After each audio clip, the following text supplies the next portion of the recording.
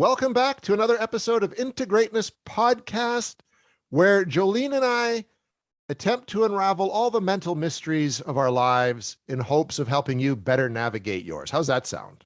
Love that. Yeah, I just made that up off the top of my head. I never plan what I'm going to say to kick these shows off.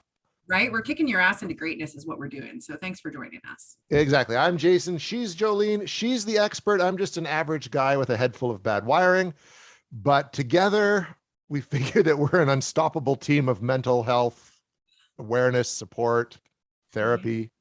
Yeah, we actually create a really great dynamic of how to deliver all of this to you, because I'll tell you, Jason is a bit of the brains behind all the techie stuff to help get my thoughts and wisdom into your head. So it works. Yeah. Well. And you provide all of the expert professional guidance that I just, there's no way in hell. I do not, I don't see myself as an expert so much as somebody who has a lot of experience professionally and personally, and a nice way to deliver it, perhaps. Yeah. I would say so, yes. If you've ever followed Jolene's Instagram account, like she nails this shit like you wouldn't believe, in a very grounded, and I don't want to say believable because it's all true, but you know what I mean? A very grounded and real way that you just don't get everywhere. Yeah, I don't want it to be jargon. We just want this to be so applicable to your life. So hopefully you're already getting that from all of our episodes here, and you can find applicable pieces you can just throw in your back pocket that literally are like grab and go tidbits on how to live your life. Just more manageably, more joyfully, have more understanding into why you're doing what you're doing, Yeah, the self-awareness thing that it seems so lacking these days for people. I think it's just because the world we've created has just made it hard to be self-aware. You're constantly bombarded by noise, responsibilities, work, family, children, and perhaps you're not able to kind of clue in on who you are and what you've got going on in your life. And maybe it's building some resentment. Do you see what I did there into this week's topic? Boom, segue. Yeah, we're going to be talking about all things resentment, the shit that pisses you off on a day-to-day basis. It gets that blood boiling, yet you don't really say much about it. Instead, you stomp around. You might be passive aggressive. You might stop talking to that friend. You might start avoiding that person at work. You might be doing the nothing's wrong to your partner. All the places. Resentment kills the joy in life, you guys. And I promise you, many people are carrying massive buckets of it without actually recognizing that's what it is. So we are going to dive into all things resentment. Stick with us because you'll feel much lighter after the episode, and hopefully you're not going to go punch your neighbor. Which I've caught myself almost doing so many times. Like I know as myself as a human being, and I think a lot of it comes from, well, we've talked about in my story, being a crime reporter, and seeing the worst of people on a regular basis. Having parents who did not inform me that I was adopted. There's a lot of just resentment towards the human experience. I know in myself, right? And it crosses over everywhere. And I catch myself all the time, almost doing something I'm going to regret. Yeah. So if we can just roll into a definition, if we cognitively understand, when I say a word resentment, usually all of us try and seek what's the common language. And again, understanding language is so important. We're all using terms, but do we understand the meaning of them the same way? So resentment, I just want to read out this definition: bitter indignation at having been treated unfairly. So really it's about that negative emotional reaction to being treated unfairly. And I'm going to add in there to a perceived sense of being treated unfairly, okay? Because we're not always being treated unfairly if people don't really know the rules to our games, which kind of will segue into the boundary stuff we talk about in the next episode, right? So again, bitter indignation at having been treated unfairly, that negative emotional response. Now, something that we don't validate enough in our lives sometimes is anger. Sometimes we will say things, so often for my clients, they'll mislabel what they're feeling, and they'll say, oh, it was a little annoying when this person bailed on my birthday. I was like, that's not fucking annoying. That is hurtful, and you feel disregarded, and it's all of these things, right? Annoying is like that mosquito that keeps coming and buzzing in my ear. Okay, this is not your best friend bailing on your birthday or your partner forgetting or things like that, right? That's not annoying, but we will downplay certain things like anger, resentment, those things that could potentially push people away, and we don't validate our own feelings around them, which then in turn means we are not listening to ourselves. Very much like if your child said, that hurt my feelings, and you were like, no, it didn't. Right? We do that to ourselves on a daily basis the minute we mislabel what it is we're experiencing. So resentment starts to pile up in all of these ways. And often, you know, I talk about this in a workshop that I created, and I talk about resentment as the big red flag that you have self-abandoned somewhere in your life. Okay. And usually it's around a boundary, or it's around saying yes to something you wanted to say no to. It is where you have let yourself down primarily. And if you can start looking at the source of your resentments, you can really start healing them and recognizing where you can prevent them and release them. Okay. So perfect example, everyone. It's 10 o'clock at night. Those of you with families or partners, okay. 10 o'clock at night, your partner's sitting down, they're Netflixing and chilling, and you are like, there's still laundry that needs to be folded. There's still lunch kits that need to be packed. There is a shitload of resentment building up. Okay. You might feel that in your body. I guarantee you'll feel it in your body. Okay. Jason, where would you feel resentment? Oh, I get all that kind of stuff right in my chest around the heart area. Okay, so that's You where know? resentment is for you. For a lot of people, it's in their stomach. Some people, it's their low back where anger sits. You can feel like if you really started to get to know your body, I do so much of this work with people. And where are you feeling that in your body? You'll know where your go-to places are for certain emotions. Okay, so that right there. So now you can feel that in your body. You're like, I know the situations that are linked to this feeling, right? Like Mhm. that's resentment. So what I want to point out, and I'm sorry, I'm not giving permission to people to Netflix and chill, but what I want to point out is the dynamic there where they feel like they've been treated unfairly. Okay. So now that person, I'm not going to genderize them, but that person who has witnessed, oh, you're Netflix and chilling, and I'm finishing the laundry, packing lunches, taking the garbage out, whatever it be, mowing the lawn. And really all I want to do is sit down and rest. The resentment is the source of self-abandonment for not recognizing one's own need that they want to be on the couch too, but instead it's directed at the partner. These are relationship killers. I know, I've been in them, right? Oh, same. Happen. They're very common. And I guess, you know, the things that save them is when you have enough positive things happening in the relationship that you can bail each other out of those moments and you can repair those moments, right? Many of us have been in moments where like there wasn't room for repair in those situations because there was just too many things, right? But essentially, if you have a healthy connection with somebody, recognizing, oh my gosh, I'm projecting my self-abandonment onto you because really you listened to yourself, you recognized you needed to rest, and you decided to put the chore on hold. There's a lot of scenarios where the person isn't putting the chore on hold. They haven't actually ever accepted responsibility of it. And there might be a misbalance of chores and whatnot. That's another relational issue. But just for the sake of demonstrating this, that could be a really great example of like what that person actually is wanting is what the other person has on the couch, you know, or even Very resent. true. Like I'm missing out on time with my partner now because I'm still doing chores. But if we both did them, we could get it done quicker and spend time together. So that's kind of an example of how resentment might play out in terms of self-abandonment, right? Like, does that ring a little bit true for many people? I would Probably. say, yeah, absolutely, right? Because that's usually like I know with my wife and I, like I get up in the morning and I got stuff to do almost within. I get up and I've got like to get stuff ready that goes up on the channel. I've got, you know, for all my other work, my Right. online work, I got to do that. But she can sit and look at her iPad for a bit and just slowly make the lunch. You know what I mean? And all that. And I'm kind of like, why aren't you just getting ready and getting the lunch? It always gets done. But in my Yeah. mind, why aren't you just going 1, 2, 3, 4, and then stopping? But she can do that. And part of me is just kind of like, well, maybe I don't want to be so fucking busy first thing in the morning either, right? Like, so it's true. It's true. Like that's one where it's just it hits the nail on the head. Beautiful. I love that. And I also love that like you were coming out from a different kind of gender standpoint too, because mine was I was I gotta do Yeah, like right. 10 different things, right? But yeah, that's perfect. So recognizing that piece there. I'm trying to think of some other good examples of like, oh, especially like in workplaces and stuff, like where resentment might play out in terms of jealousy, things like that. Often like places where we're feeling some of that build up. It's like, really, it's just we're desiring to be in that place, and there's something preventing us. Maybe it's lack of courage, lack of speaking up for ourselves, lack of being the person to put your hand up to volunteer first for it and be chosen, and things like that, right?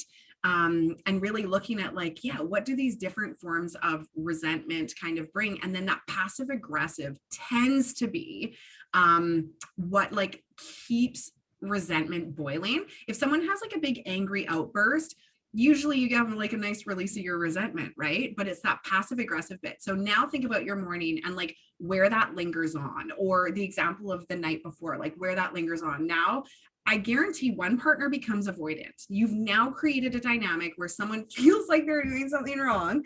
They're going to pretend not to notice so they don't have to address it.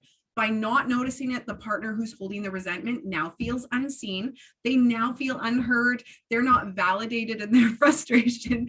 And that creates this massive divide where like the needs are not met. And if we go back to that definition of bitter indignation at having been treated unfairly, now your wife sitting on her iPad in the morning is somehow treating you unfairly through a result of all of these internal experiences that are happening, eh? Yeah. Oh, big time. And you're right. I'd say like most people I talk to when there are issues in the marriage, that it's stuff like that. Oh, That the for one sure. person feels they're doing more, they're working harder, or they have more chores put upon them, or the other person does nothing. And sometimes you're right. There is just some people who just don't do their part. Well, and that's where it's like you kind of pick your battles around things. And usually that might be because there's an unhealthy relationship. We can talk about codependency stuff there. We can talk about patterns. We can talk about, again, that avoidant and, anxious kind of the runner, the chaser, all of those sorts of things. If you have a good partnership where there's a lot of emotional intimacy, which is important here. Do I feel safe saying I'm unhappy without my partner projecting anger onto me, getting defensive, taking it personally, right? So if you were to say to your partner, like, oh, when I look at you relaxing there, it kind of like, I get resentment, but it's funny because the resentment's at myself and again, this is your own self-awareness. Like, I kind of wish I could have a bit of a chill morning like that. And it's funny that like, do you ever notice me kind of huffing around? Like, does that make you uncomfortable? And she might say like, oh no, I don't even notice. Or yeah. And that's actually why it like takes me a while to stand up and go to the kitchen. I wait for you to now go into the bathroom or, things like that. Right. But it would be interesting because there's a lot of scenarios where if that was ever brought forward, there's a conversation about that brings you closer to problem solve. And then both of you advance up the stairway, or there's just this explosion where it's this constant attack, right? And when you can't ever progress from that feedback, you're just stuck in this loop of resentment, lack of growth, all of that. And those are the ones where there's multiple layers to it. And there's probably no emotional intimacy. There's no safety in terms of being able to express self without the projection back. There's a lot of that, right? And that's where you have to decide, like, is this battle worth it? Because again, these can be make or break it's in a relationship, but they're usually the tip of the iceberg that really demonstrate there's a lot of foundational stuff missing, which sometimes can just be kindness and respect, right? Like, Big time. I think which is like off a bit of a different topic, but I think relationship that lasts any length of time, and it can be it doesn't have to be romantic. It can be like friendship, whatever, has to have that basis of kindness and respect.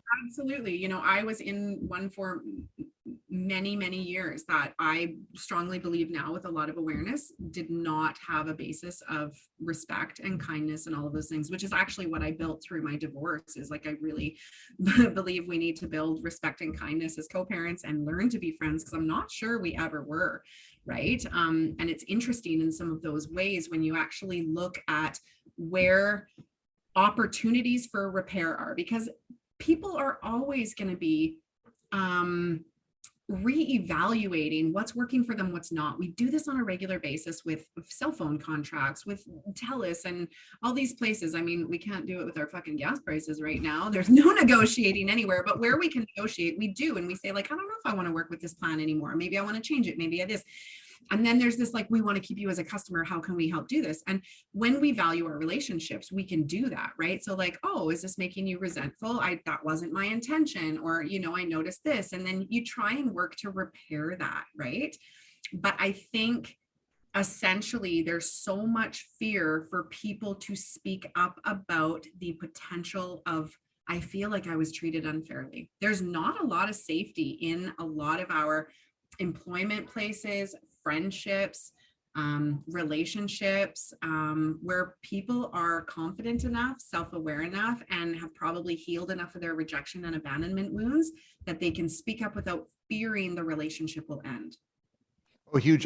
From my own experience at the paper, which we talked about, I know I had a lot of resentment. Like, remember I was mentioning being stuck on the Sunday beat, right? Like, and the crime beat. And just the one time I went up and said something, it was just like shut down with saying, oh, but you're so good at it. And that was the end of the conversation. And I know that created lots of resentment towards the job, right? Yeah, because you were like, I finally had the guts to speak up. And again, things around like, yeah, now I'm saying I can't do this anymore, which is a hard thing for somebody to actually say, right? And then not being seen, not being heard, not being validated, not being supported. And in turn, like, well, no, that's why you're so good at it. Like, I'm almost going to coax you back into this by tricking you into thinking this is a positive thing.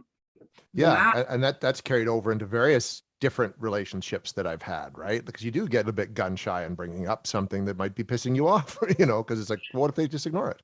So much of it, we're covering so many topics here, but this is why I want people to see how interconnected everything is, right? And we need to integrate all of this knowledge into that, right? Into our greatness. Nicely done. Nicely done.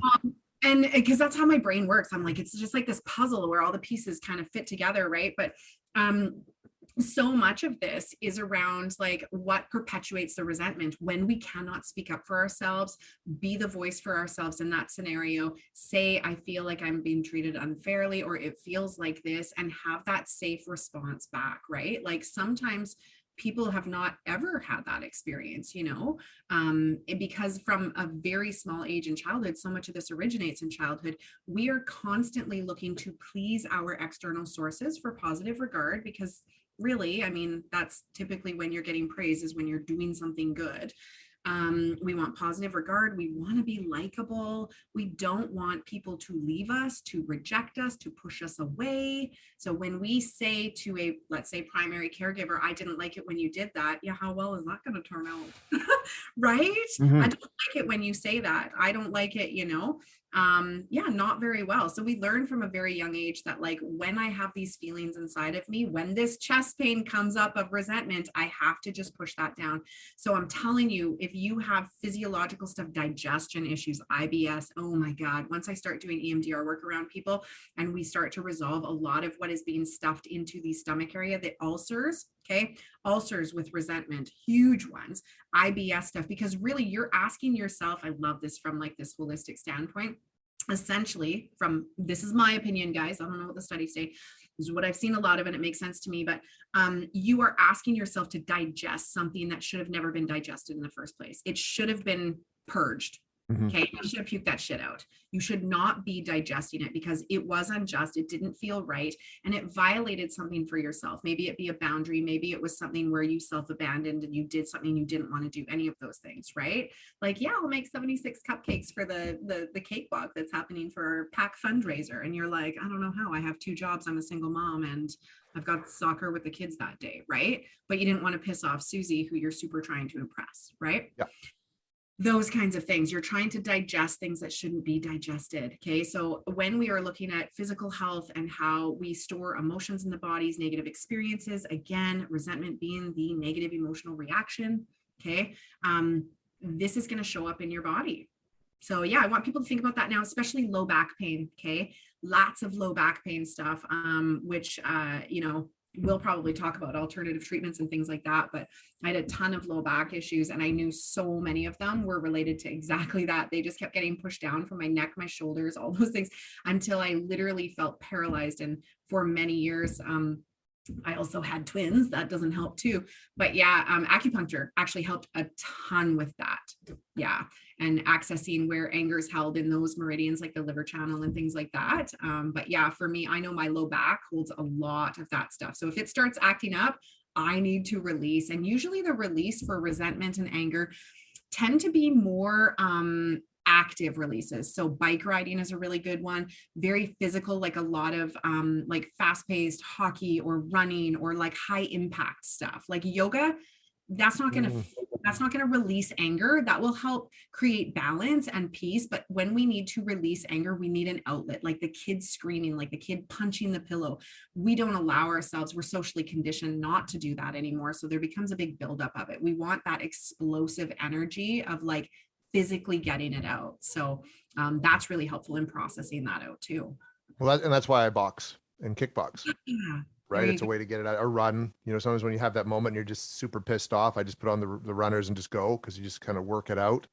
Totally. I've been practicing stoicism a lot and doing a lot of research into stoicism, which isn't what people think it is. It's not a shutting down of emotions. You acknowledge it, you just don't let them to control you. Mhm. And it's funny, one of the things that the guy, Ryan Holiday, who I read a lot of, talks about, sometimes the best way to stop resentment in a sense is you just got to say no. Yes. Either to yourself or to that other person, right? If you don't want to do it, then just don't fucking do it. Yeah. Do you know what I mean? Like, just don't. Like, I think back to that confrontation at the paper. It would have been big, but I could have said, well, fine, then this is my 2 weeks notice. Mm-hmm. That could have been it. Imagine what that looks like from a social perspective of how we're conditioned to be likable and to be right. So there's this huge piece. And it's funny because people who really commit to like self-discipline, prioritizing self, we're throwing out terms like, oh, look at that narcissist, right? And I'm like, I hate that these terms are overused. There are legitimate dickhead narcissists out there, like both genders, okay? But sometimes when we see someone actually engaging in their own selfish, I'm using finger quotes here, guys, selfish actions of prioritizing self, we're like, oh, that's so narcissistic of them. Like, no, do not overuse that word. But absolutely, when you can have the mental discipline and the commitment to yourself to be able to say no, regardless of the rejection and abandonment and all those things, like, you are your number one fucking fan, and you will be successful if you can keep committing to yourself that way. That is like the ultimate level we're trying to work towards. But we live in a society where we've kind of disempowered people to do that, because imagine if we were all that empowered to do that. You think the world would be how it is right now? No, it'd be very different. No, exactly. But I also think that like that would mean we were all maintaining our cars to be top performance. We'd have a whole fucking world of top performance cars, right? Imagine that. But no, we want a couple top performance cars and the rest rat bag pieces of shit doing all the work, right? Big time, big time. And that's like we have right now a society. This is, again, just getting off topic a bit, but we're passive risk avoidance is huge. No one wants to piss anybody else off, and no one wants to feel uncomfortable. Yeah. And I think actually that's not off topic, because that's exactly why a lot of us sit at like in this idle zone. Since seeing as how we're using car analogies, I use analogies all the time, guys. But we are sitting in this idle zone of resentment because we are all capped. I mean, I work in private practice now, so I don't have that cap. The sky's the limit for me. I make what happens. Same with you, right, Jason? Like you want to create whatever you want in your life. But I know when I worked for government, when you worked for the paper, there was a fucking glass roof over your head all the time. So even if you wanted to dream bigger, you couldn't. And there's so much of our world, we are capped in these different areas, right? And there's like, we get resentment from being limited and confined by things that are out of our control in some ways. So it's like, move to the areas where you are in control, or take control back where it was taken from you. And sometimes that is with a no, sometimes that is with a distance, sometimes it is with a giving up of something. Well, if that means I can't be a part of this club or this, that, maybe that's what's best for me, right? And it includes grief, it includes loss, it includes having to leave things, people, places, and opportunities behind too, right? Yeah, no, absolutely. And like, because even with kind of on a work, even when you're working on a sort of project that you're into, sometimes you reach the end of that period where it's useful to you. You know what I mean? Where you've kind of burned out on it. And even though it sucks, and I've had to do it with things, you just have to step back, because it's not benefiting you. Maybe it's one project too many. Like I think Matthew McConaughey liked to talk about, you can't be good at 5 things. So he was trying to be like an actor and a producer and a family man, and you just can't. So then you got to get rid of a couple of things that you may love to do, but you got to focus on the 3 most important things. Totally. Yeah. And I mean, the habits of highly successful people, and that's what it is. You can't dilute it with 10 things. You got to chisel it down a little bit too, right? Yeah. As you pick up more things. I know. And I said that thinking, geez, I got to start saying no to a few more things.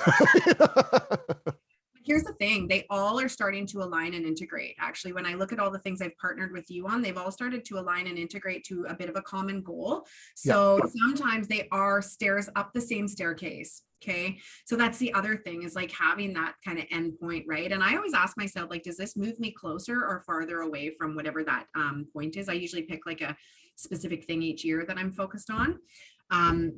But yeah, when we are taken away from those things, when we have maybe our top three and there's things in our life that takes us away from them, you know, as a mom, I'm very career driven, but I'm also a fucking awesome mom. And I love that part of my life, but I can start to resent when one steals me away from the other too much, which is why I like fiercely protect the balance in my work life, schedule. And that's why I can give and take from little bits here and there, but I know when I've given too much in one area or taken too much in the other, because I really start to get resentful about just how off balance that feels. Yeah. Totally. Right. Like if you don't get enough time to exercise, even because exercise is so important to mental health, right? Like, and the resentment isn't even at anyone. If anything, it's about myself and letting myself get carried away or slacking on sticking to the schedule. It might have been adding a couple more appointments or taking away a little bit of this or something, right? Usually that resentment, again, when we go back to like, where did you let yourself down? It's about that, you know? So I think today, like the takeaway is look at what's showing up in your life, look at what's showing up in your body. Okay. Look at that stomach area, any digestive issues area, low back area, start to explore what resentment look like in your life. Please start to make that link. See if there's anything that starts to blast out there. How you're categorizing anger and resentment. Are you saying you're annoyed or are you really hurt and offended? Because be honest with yourself about that. You're just going to build more resentment if you don't label it for what it is and give it that credit, right?